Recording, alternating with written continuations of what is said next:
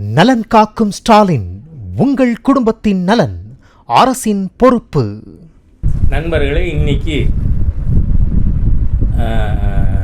America இந்தியாவிற்கு எதிராக 50% வரி விதித்த அந்த பாரபட்சமான நடவடிக்கை இன்னிலிருந்து துவக்கம்.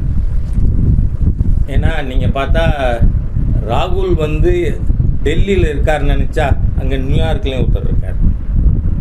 என்ன ஒரு சென்ஸ்லெஸ் பர்சன் மிஸ்டர் ட்ரம்ப். அதனால் இந்தியாவை மிரட்டலாம். இந்த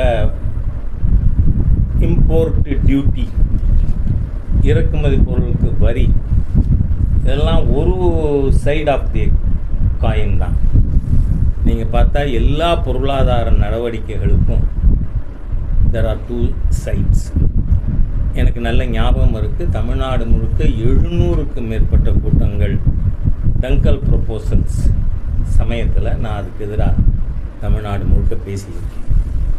அப்போ என்ன சொல்லப்பட்டது? டாக்டர் மன்மோகன் சிங்கினுடைய அரசாங்கம் நமக்கு வேறு வழி இல்லை, மல்டிலேட்ரல் ட்ரேட் அக்ரிமெண்ட் இல்லைன்னு சொன்னால் ஒவ்வொரு நாட்டோடையும் ஒவ்வொரு பொருளுக்காகவும் நாம் ஒப்பந்தம் போட வேண்டியிருக்கும்.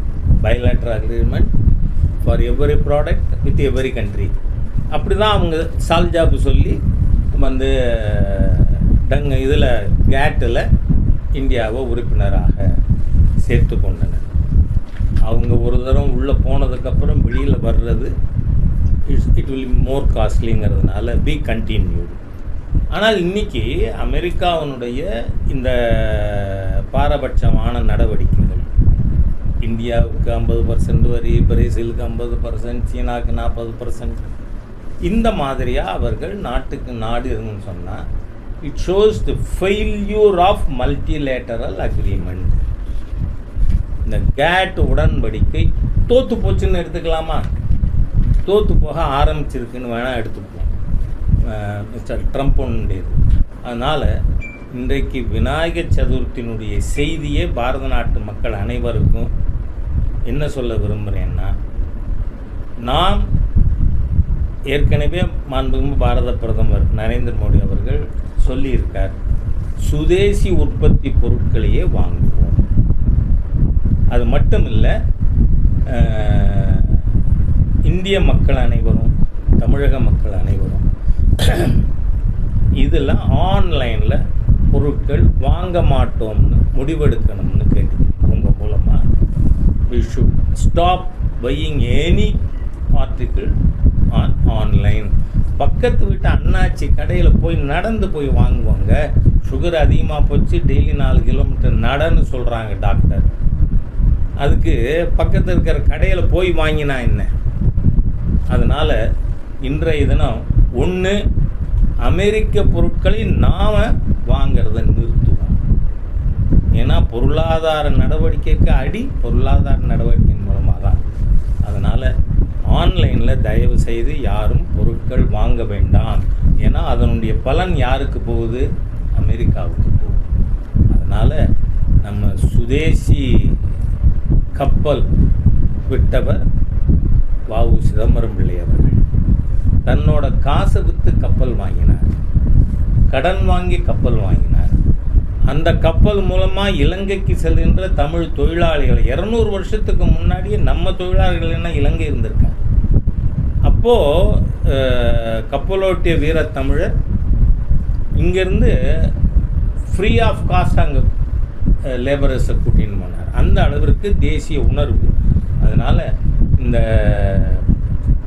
அமெரிக்காவின் பொருளாதார பாரபட்சமான நடவடிக்கைக்கு ஒரு இந்திய மக்களும் நாம் பதிலடி கொடுக்கணும். பதிலடி கொடுக்கணும்னா நம்ம பொருட்களை நாம் வாங்கணும்.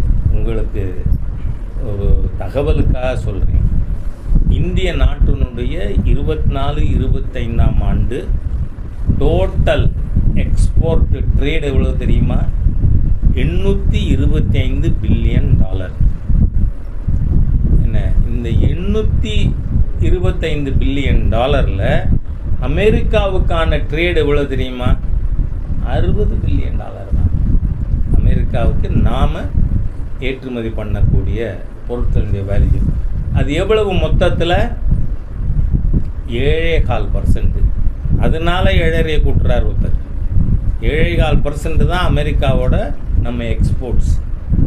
அப்போது அந்த 7.25% சிக்னிஃபிகண்ட் அமௌண்ட்டு தான். ஆனால் மற்ற நாடுகளோடு நம்முடைய வர்த்தகத்தை அந்த பொருட்களுக்கு, விவசாய பொருட்கள், டெக்ஸ்டைல், மிஷினரிஸ், இதனுடைய எக்ஸ்போர்ட்டை மற்ற நாடுகளோடு அதிகரிப்பதன் மூலமாக இதை நாம் சரி பண்ண முடியும். அது அரசாங்கம் செய்து கொண்டு இருக்கிறது.